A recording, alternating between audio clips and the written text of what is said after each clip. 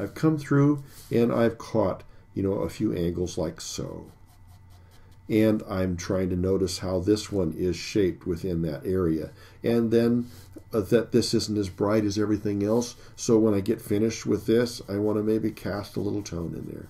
I could do that with my 4H very easily and just tone it down so it isn't the brightest. We have other places that are going to be a little brighter. We want to have some value in some of these places. It's going to show that wonderful highlight and texture to her lips. And so I would come in here. Now that I have this edge, it's not a real harsh edge though, because I can still see over the edge. I can still see that it's a contour, but still I don't want to miss the opportunity to put some value in here. And then come towards my light, lighter, lighter, lighter. So that we have the fullness, the contour, and all that of the lip.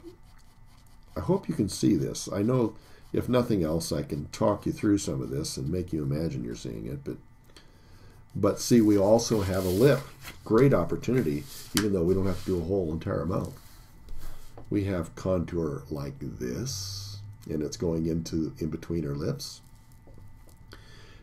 I almost always with a mouth make sure that the bottom lip is going under this one. I think it just works real well because the lip on top is ever so slightly shading the bottom lip. But look at how quickly it comes out to where it is catching the light, both because of the angle and because of the shape of the mouth. So we have a lip that is somewhat, I think I showed you this the other day, that lip is coming out to somewhat of a ridge on the top lip. This lip comes, this is the top lip, and this lip comes in here, and then we'll show this coming out, and then because it's fuller usually, and the light is usually coming this way, this is usually darker, and this might be darker as it's starting to slant away from the actual light, and this happens to be, you know, the place where it's really catching the most of the light. So as we look at this from the front, that's exactly what's happening here. We have a contour. We have this coming out and then going back down, so it's tilting away from the light, and we have this apex here. Probably have it a little bit low in this little sketch here, but anyway, we want to be able to have that opportunity, and then we'll come back in and we can start forming the different textures of her mouth.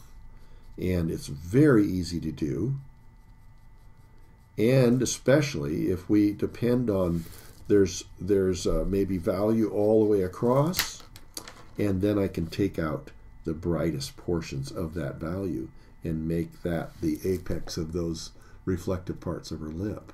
So you can see right there how easy it is for us to mold something without having to necessarily draw the entire thing.